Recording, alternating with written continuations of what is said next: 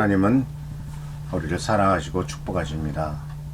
오늘 이제 3월 18일 하나님께서는 항상 우리를 사랑하시고 축복하시는 또한 귀한 하루가 밝았습니다. 이 하루하루가 살아가는 동안 하나님이 함께 하시며 보살피시며 축복하시는 은총을 누리시길 바랍니다. 어제도 사망의 음침한 골짜기로 다닐지라도 해를 두려워하지 않을 것은 이라는 말씀을 같이 생각해 보았습니다. 오늘은 이어서 이어지는 말씀이 바로 주님의 지팡이와 막대기가 나를 안위하시나이다 라고 하는 이 다윗의 고백을 같이 한번 생각해 보려고 합니다. 주께서 나와 함께 하실 때 그 이유로 말미암아 우리는 두려워할 필요가 없겠죠. 그런데 주님이 함께 하신다는 것은 구체적인 어떤 돌봄과 어떤 지키심이 있는가 하는 것을 다윗은 자기가 양을 치면서 어렸을 때부터 양을 치면서 사용했던 두 기구, 하나는 막대기라고 하는 것과 또 하나는 지팡이라고 하는 이 두 기구를 적절하게 사용해서 바로 곰이나 늑대나 이러한 것들이 왔을 때 잘 대처해서 양들을 보호하고 또 양이 넘어졌을 때 또 다른 길로 가게 될 때 또는 양에게 문제가 생겼을 때 이런 도구를 사용해서 양대들을 잘 인도했던 것들을 기억하면서 이 말씀을 사용하고 있는 것을 보게 됩니다.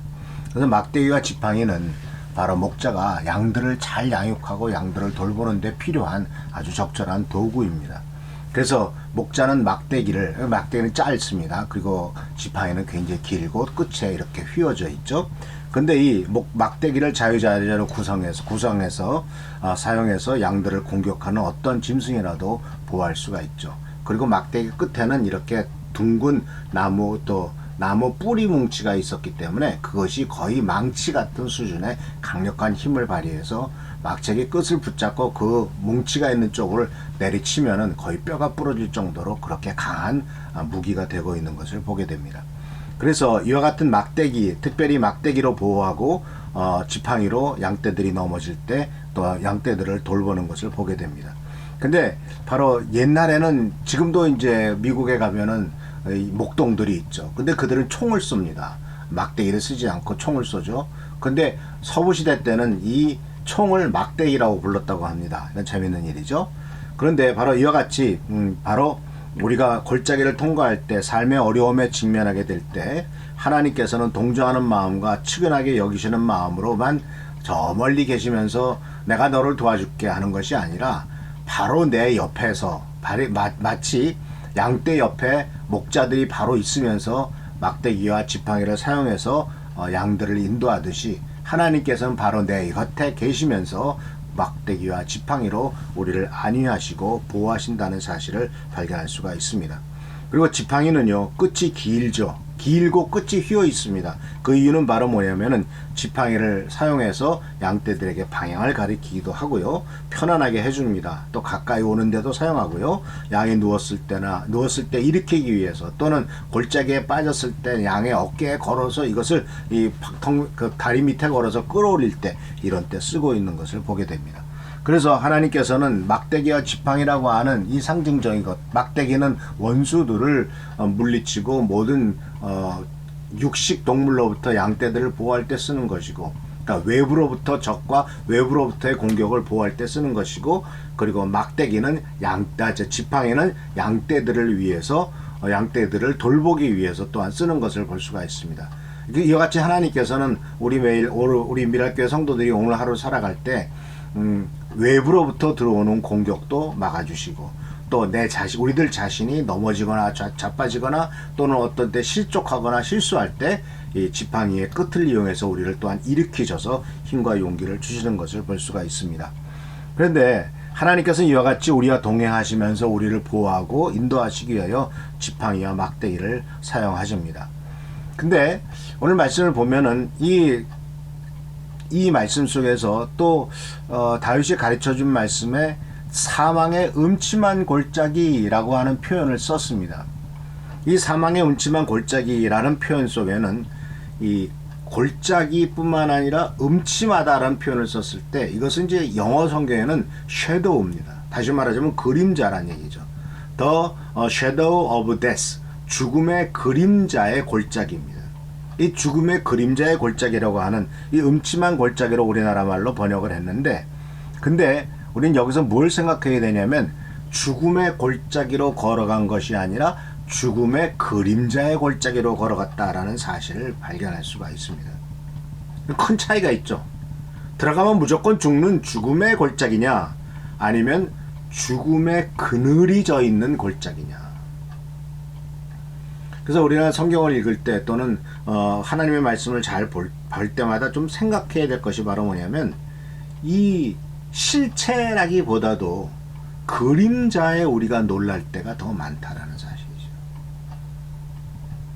지금 코로나 바이러스로 말미암아 많은 어려움이 생기는데 직접 우리들에게 닥치지 않은 경우가 많죠. 물론 우리들도 그러한 감염이 될 가능성이 크고, 또 감염 전염력이 너무나 강하기 때문에 많은 사람이 두려워하는데, 실제로 그 병에 걸린 사람들이 우리나라에서 돌아가신 분이 60명인가요? 61명인가?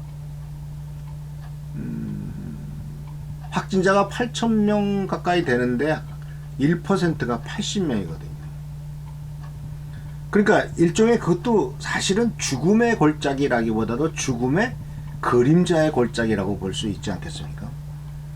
그런데 이 말씀을 통해서 우리가 또 생각할 수 있는 것은 바로 뭐냐면, 이 그림자라고 하는 것을 생각해 보면은 또 하나님께서 왜 다윗을 통해서 사망의 그림자의 골짜기, 사망의 그림자의 골짜기라고 표현했을까 하는 것을 좀 생각하게 만들죠. 그래서 그림자를 한번 생각해 볼까요? 그림자.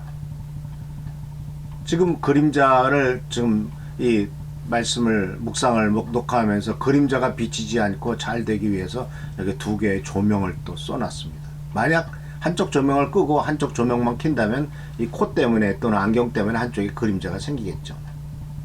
근데 성도들도 다 느껴지겠지만은 태양이 정오에 대낮에 머리 꼭대기에 있을 때는 그림자가 없죠.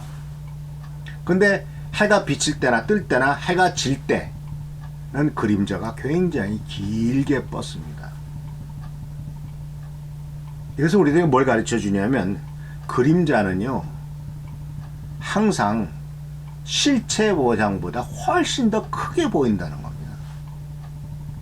그래서 실체의 두려움을 하는 게 아니라 그림자 때문에 두려움이에요.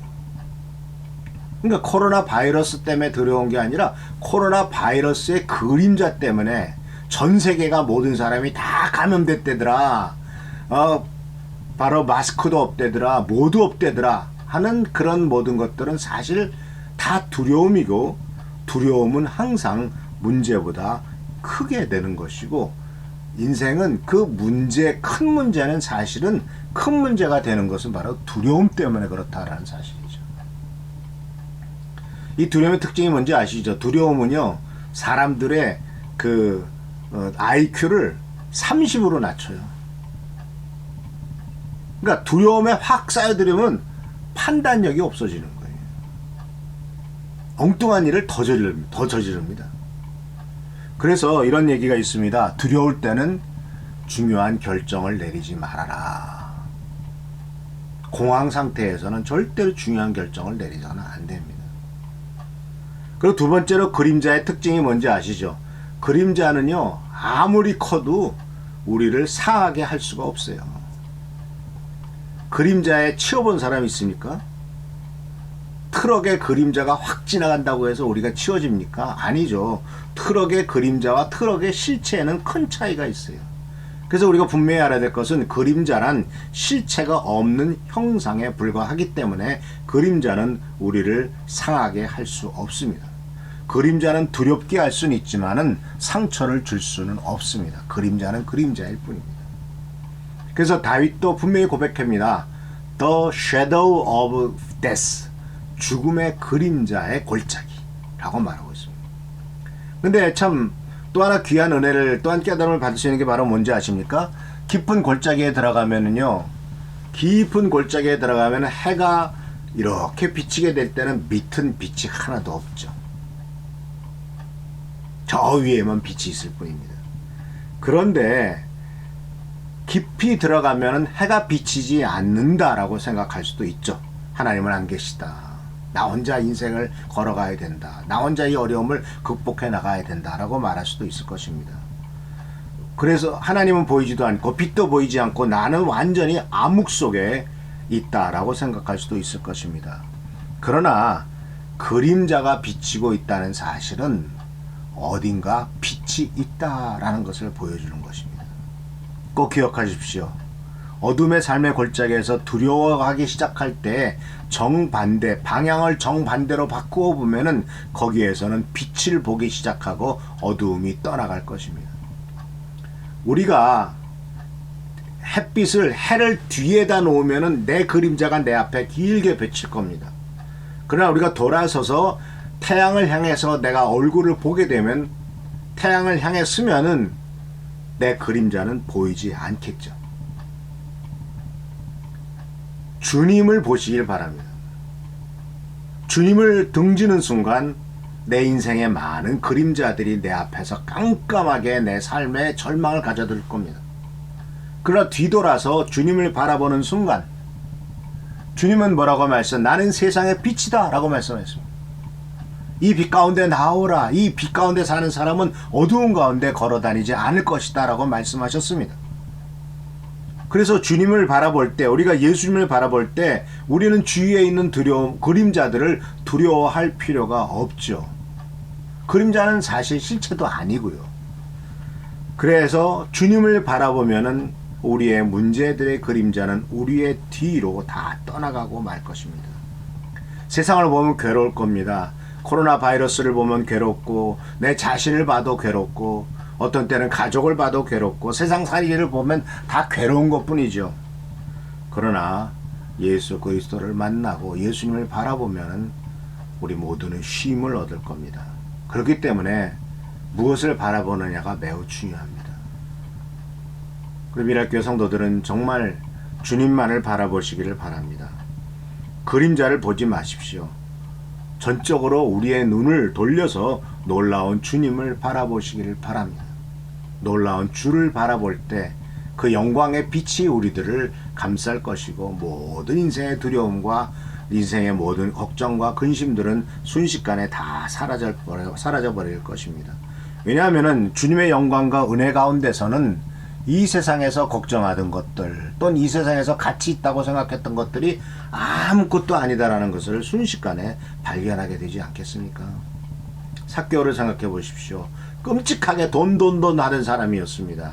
그러나 주님을 만나는 순간, 정말 주님의 은혜를 받는 순간 있는 재산 반을 나눠서 주겠고, 그 토색질한 거는 4배나 갚겠다. 돈 때문에 목숨 걸었던 인생이 주님을 바라보고 주님 앞에 나가는 순간 그런 것들 아무런 가치가 없구나 하는 것을 순식간에 깨닫게 되지 않겠습니까? 골짜기를 통과할 때는 특별히 빛을 바라보시기를 바랍니다. 시편 34편 19절에 이렇게 말합니다. 의인은 고난이 많으나 여호와께서는 그 모든 고난에서 건지시는도다. 말씀대로 살려면 고난이 생깁니다. 그러나 주님께서는 고난 가운데서 건지시고 우리가 당하는 많은 실망과 병듦과 비극과 쓰라림과 아픔, 그러나 이런 모든 일들 가운데서도 하나님께서 우리들과 함께 하신다는 사실을 꼭 기억하시기를 바랍니다. 세상 사람들과 다른 것은 바로 그겁니다. 그리스도인들에게는 그림자가 없는 것이 아니라 목자와 함께 하신다는 사실입니다. 오늘 하루도 우리 미랄 성도님들에게 하나님이 함께 하심을 기억하면서 바로 지팡이와 막대기가 적절히 나를 도와주시고 축복하시고 인도하신다는 사실을 기억하시면서 승리의 하루를 보내는 승리 하루를 보내는 귀한 하루가 되기를 바라면서 말씀을 마칩니다. 기도하겠습니다. 자비로우신 주님, 하루가 가고 또 하루가 옵니다. 이 귀한 하루하루 우리의 발걸음이 하늘나라를 향한 발걸음이 될 수 있도록 도와주시고 천국을 향한 발걸음이 될 수 있도록 인도하옵소서. 우리가 이 세상 살고 사망의 음침한 골짜기, 사막의 그늘의 골짜기로 다닐지라도 주께서 함께 하심을 잊지 않도록 도와주시고, 그것은 그냥 그림자일 뿐임을 잊지 않도록 도와주시며, 주님의 막대기와 지팡이가 나와 함께 하시고 나를 보호하시고 지킨다는 사실을 결단코 잊지 않도록 축복과 능력을 더하여 주시옵소서. 오늘도 함께 하시고 오늘도 승리하게 하시며 또 모든 문제가 해결하도록 도와주시고, 특별히 기도하는 모든 것들이 주님의 은총 가운데서 축복으로 이루어지기를 간절히 축원하오며 예수님의 이름으로 감사하며 간절히 기도하옵나이다. 아멘. 이제 내일 모레 우리 이금아 권사님, 우리 한은주 형제님 산재 재판이 있습니다. 한 번에 인용이 되어서 모든 어려움이 없도록 우리 성도님들 기도해 주시고, 또 여러 가지 많은 어려운 가운데 있는 성도들을 위해서 하나님이 지키시고 보살피시도록 서로 한 가족이니까 서로 기도하며 하나님 앞에 나가는 우리 귀한 성도들 되시기를 축원합니다. 감사합니다. 오늘도 승리하시길 바랍니다. 할렐루야.